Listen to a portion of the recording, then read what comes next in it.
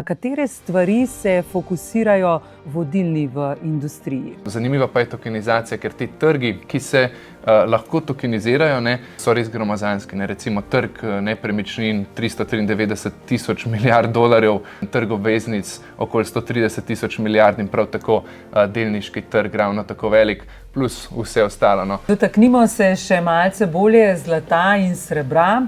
Vemo, da so cene dosegle rekorde. Ja, v bistvu me bi mogla vprašati, kaj vse pa z zlatom 10 let nazaj dogajalo. Mislim, da je zlato zamujalo svojo rastjo in potem je zlato potrebovalo kar 11 let, da sem v bistvu z investicijo prišel nazaj na nulo. Zanimive so cene nepremičnin v zadnjih 15 letih v Sloveniji. Če gledamo v fiat valutah, recimo v dolarjih pa v evrih, so se podražile za 50% praktično.